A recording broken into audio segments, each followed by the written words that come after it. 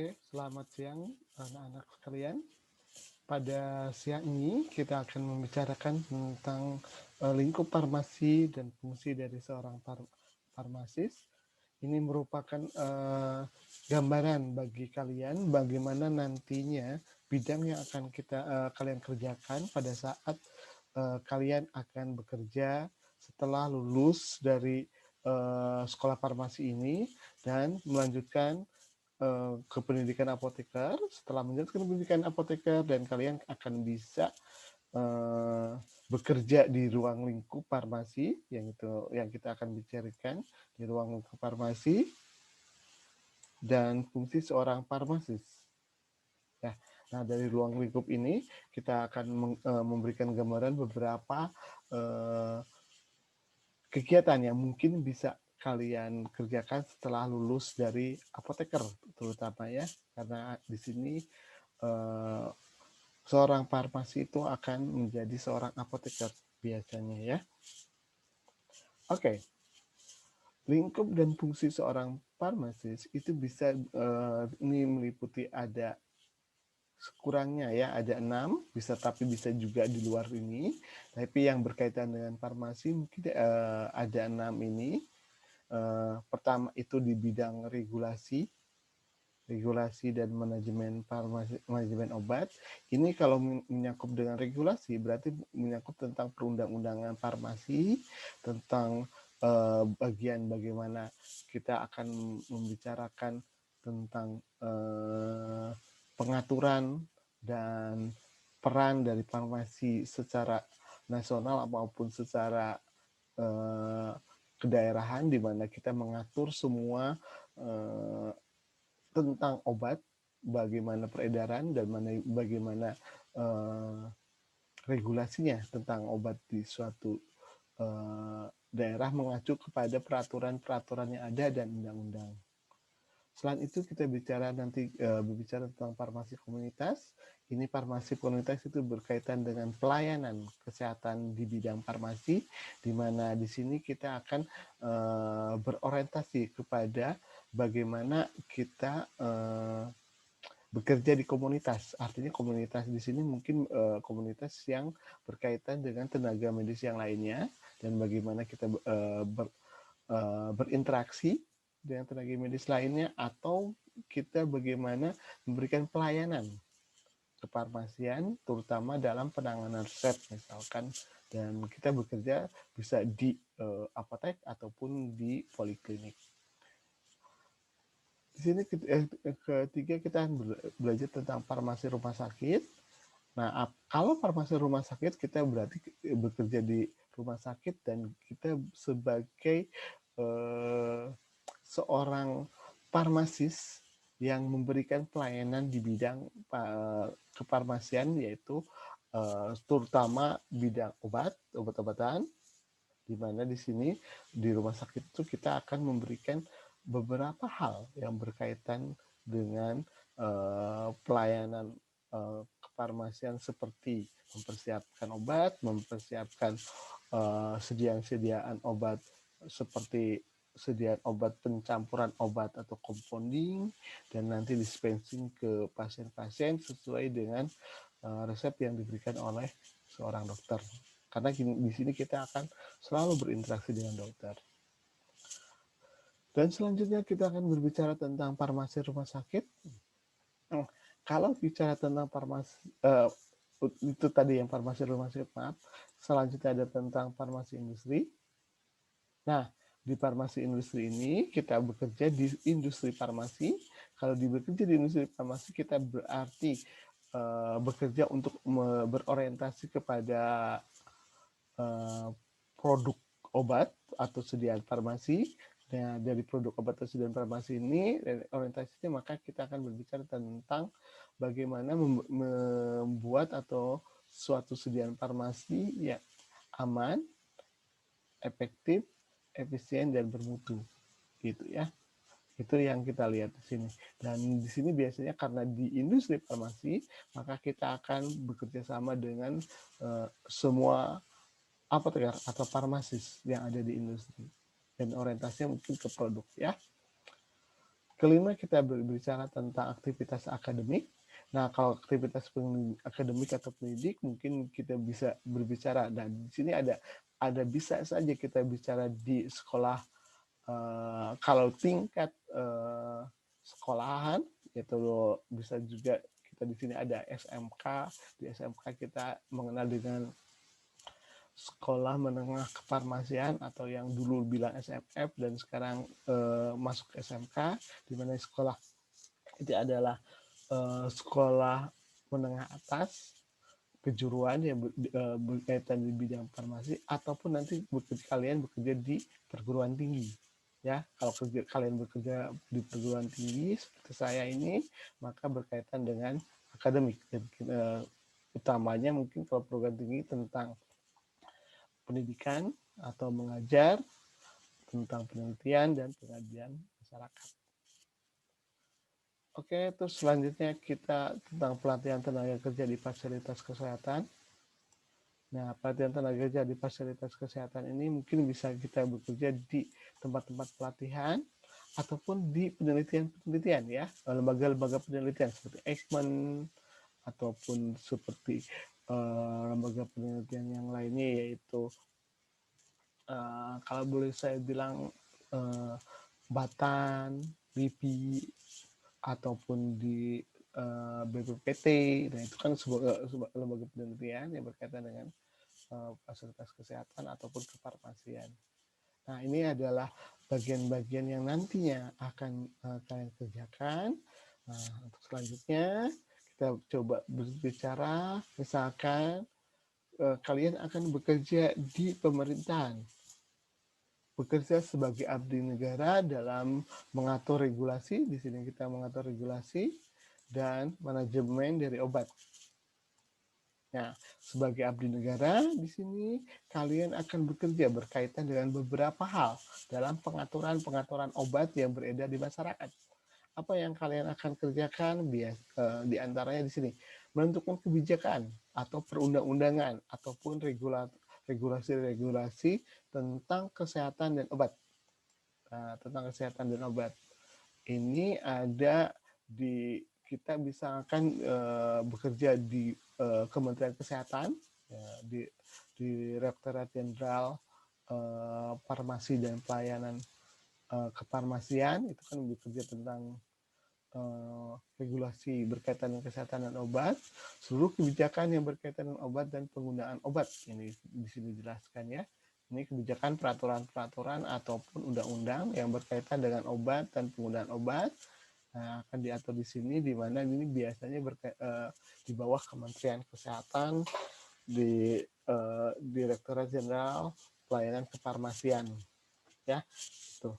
Dan di sini juga kita mengatur manajemen. Manajemen ini hal bagaimana kalau misalkan distribusi ataupun obat-obat, bagaimana obat itu bisa sampai ke daerah-daerah tertentu, misalkan ke Papua lah, atau ke daerah-daerah misalkan di Kalimantan. Nah, itu kan daerah-daerah yang terpencil supaya bisa terjangkau. Sehingga di sini biasanya bekerja sama dengan puskesmas, bagaimana obat-obat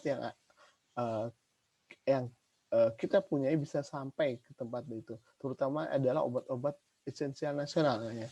Ini kita belajar kan tentang obat esensial kemarin, itu obat-obat penting yang sangat diperlukan oleh masyarakat ya. Selanjutnya kita bekerja juga di bidang administrasi. Selain manajemen, kita bidang administrasi, bagaimana administrasi atau pencatatan dari obat-obat itu pada proses mulai dari pembelian obat, terus obat itu sampai kepada pasien, dan bagaimana kalau misalkan regulasi obat itu sudah tidak dimanfaatkan lagi, kalau sudah expired. Nah, itu di pencatatan dan administrasi ini harus penting. Ini harus ditekankan bahwa obat di sini adalah bukan komoditas makanan seperti biasa, atau bukan komoditas barang seperti biasa. Nah, obat ini merupakan, ada hal yang penting harus diperhatikan, bahwa obat ini merupakan komoditas di mana dia bisa disalahgunakan. atau bisa dengan penyalahgunaan itu bisa mengancam kesehatan masyarakat atau nyawa orang tersebut. Oleh karena itu, penggunaan obat itu biasanya misalkan pengaturannya itu tidak hanya pada departemen kesehatan, tidak hanya pada departemen perindustrian, tapi juga ada di departemen kesehatan juga, sehingga di sini karena berkaitan kesehatan masyarakat dan kalau orang bilang relatif lebih complicated dibandingkan komoditas-komoditas bisnis lainnya ya. Nah, dengan demikian di sini maka penanganannya biasa ekstra dengan kehati-hatian ya, karena berkaitan dengan nyawa ataupun berkaitan dengan kesehatan. Nah itu banyak sekali orang-orang yang menyalahgunakan dan akibatnya apa? Itu bisa menyebabkan kematian.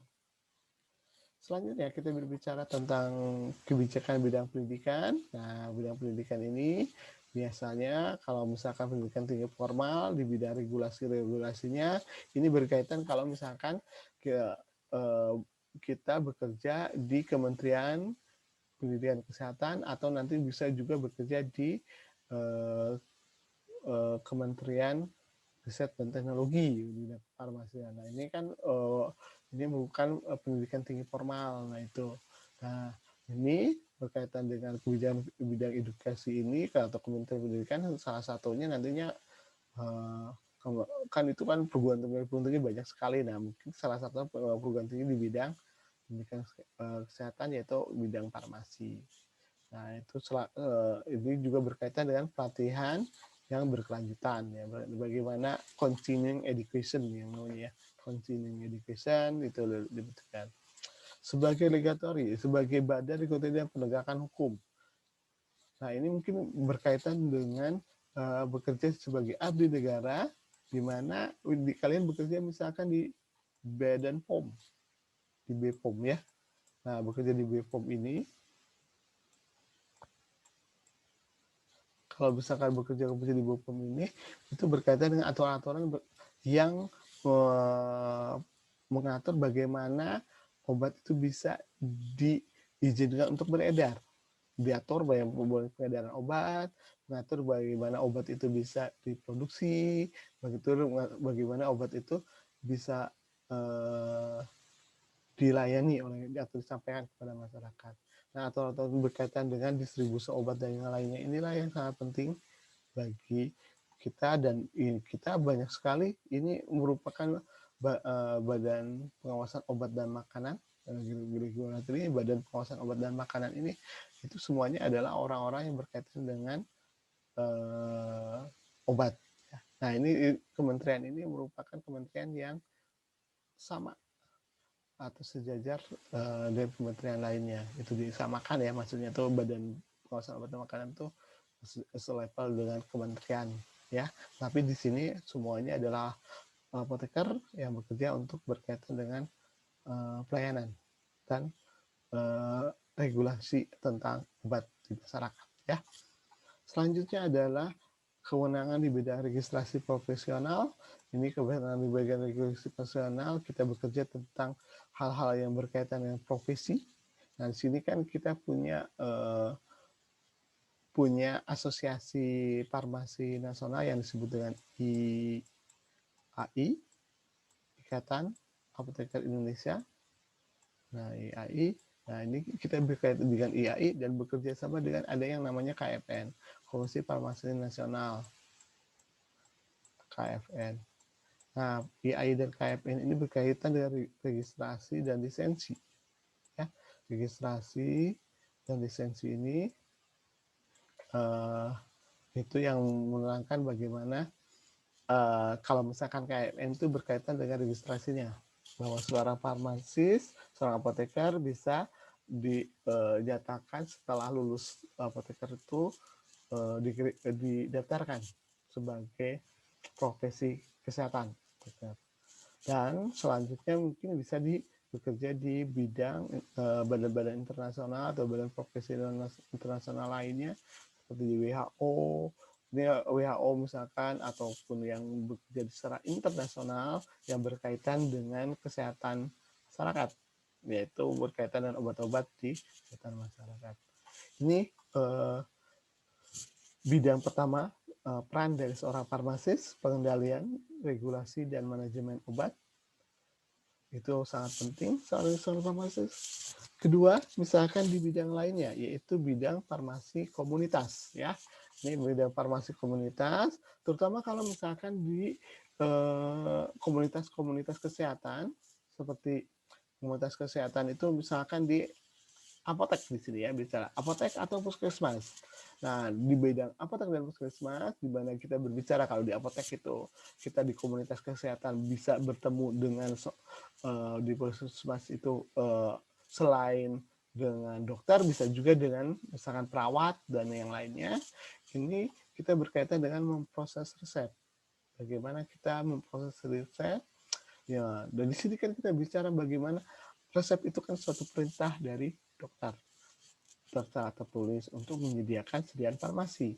Nah, itu bagaimana dari aspek legalitas, keamanan, ketepatan resep dokter itu untuk penanganannya itu. Nanti mungkin kita harus banyak-banyak berkomunikasi dengan dokter. Nah, ini komunikasi dengan dokter itu sangat penting supaya kita bisa memberikan pelayanan kesehatan yang optimum ya sebetulnya. Penyiapan obat atau dispensing ini berkaitan dengan peracikan nantinya, compounding itu peracikan, setelah itu pelayanan kepada pasien dan produksi obat dalam skala kecil itu adalah bukan produksi obatnya, tapi di sini adalah sediaan farmasi. Sediaan farmasi seperti puyer, sediaan farmasi. Nah, ini bisa bekerja di puskesmas misalkan ataupun di apotek. Nah, ya, memberikan layanan. Nah, ini ada orientasi kepada pasien. Kita bekerja secara farmasi klinis yang tadi. Misalkan bekerja di poliklinik. Selain untuk penyediaan obatnya, penyediaan kesehatannya, dan ini sangat penting supaya kita itu tahu peran dari seorang farmasi tidak hanya menjadikan obat, tapi juga memberikan edukasi kepada pasien. Pengobatan secara tradisional dan alternatif itu merupakan orientasinya kepada pasien, terutama untuk penggunaan obat-obat herbal, yaitu seperti jamu dan yang lainnya, di mana secara tradisional obat ini sangat berperan dalam hal memberikan informasi tentang bagaimana sih proses pembuatan obat-obat herbal itu dan bagaimana bisa menyediakan obat herbal yang bermutu. Nah, itu sangat-sangat penting karena orientasinya kepada pasien. Terus memberikan informasi pada gejala-gejala atau simptom atau gejala penyakit minor ya. Penyakit minor itu penyakit-penyakit yang sederhana seperti kalau misalkan untuk obat-obat penyakit-penyakit sakit kepala, pusing, ataupun lemas badannya. Nah, itu mungkin bisa kita bisa melakukan swamedikasi ya untuk obat-obat yang untuk penyakit-penyakit yang sederhana gitu ya. Nah, penyakit-penyakit sederhana yang seperti itu kita bisa lainin. Nah, tapi kita jangan overlap, jangan sampai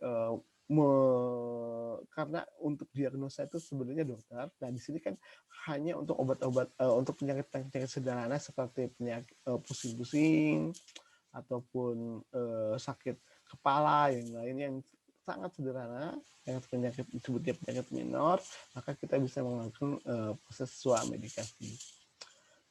Selanjutnya kita memberikan informasi obat kepada profesional kesehatan dan masyarakat. Ini berkaitan dengan IO informasi obat, kita memberikan layanan. Misalkan kalau misalkan sakitnya ini berapa sih obat dosis obat itu. Nah, dosis obat harusnya kita harus tahu dibandingkan dengan dokter. Kita harus lihat, makanya kita kalau dalam perhitungan dosis itu bisa berkaitan dengan